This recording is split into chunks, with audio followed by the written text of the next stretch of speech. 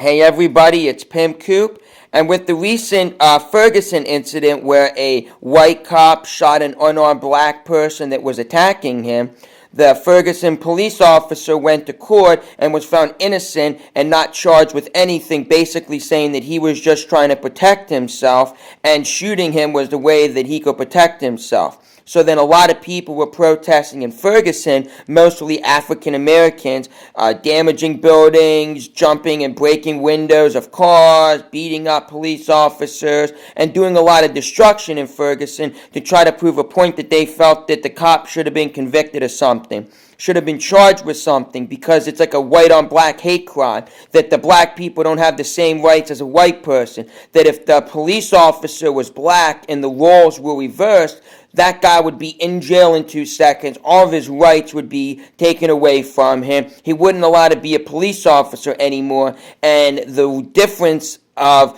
being white or black and the ruling that they would get would be completely different.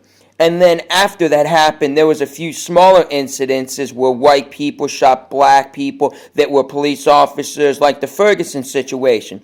So then in other states, like Philadelphia, Chicago, they've been doing protesting in support of the Ferguson situation where they thought it was wrong, plus trying to wake up people that they feel are asleep on the situation, that the black people aren't getting treated fairly, and making it a big race issue towards the white people. And the thing that people don't understand is 20, 30 years ago, we had racism, but it wasn't this bad where people were protesting, yelling and screaming, making a big to-do about it. Like, oh my God, this white person killed a black person, you a-hole, we gotta stop this, we gotta make awareness. It wasn't as bad as it is today. And the reason it's that bad is because of the Democratic Party. The Democratic Party made racism prevalent a lot more than it's been in years. Because when Barack Obama was running for president in 2008, when people didn't like Barack Obama, when people didn't like his policies, his views, his platform, what he was going to do to solve certain issues, that they were listening and researching.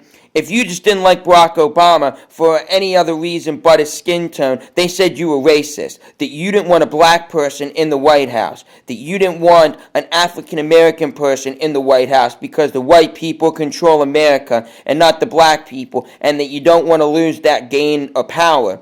So then ever since he got into office, people have been using the race card against him. And then Barack Obama, too, has been making black people more prevalent in the White House and in media and propping up the black culture and community because he's African American or Hawaiian, but his skin tone is still a darker color. So he's been promoting the black people more and more and more and trying to make the white person less prevalent because he's African American. It's the first African American in the White House. And because he has been trying to make the African Americans more prominent and trying to get back at us because of the ways we've treated black people or African Americans throughout the years, he's trying to get back at us. And that's why you have the issues of racism right now, of a white cop shooting a black person, because of the Democratic Party and Barack Obama causing this problem.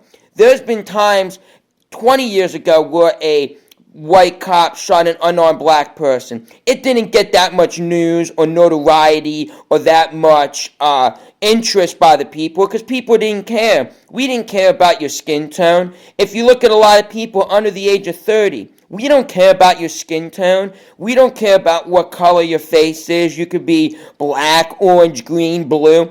A lot of people now have green hair or blue hair or yellow hair. Yeah, we might look at it as, wow, that person's got yellow hair, that's interesting, or man, that's ugly, or why would she do that? But we don't hate you because of that.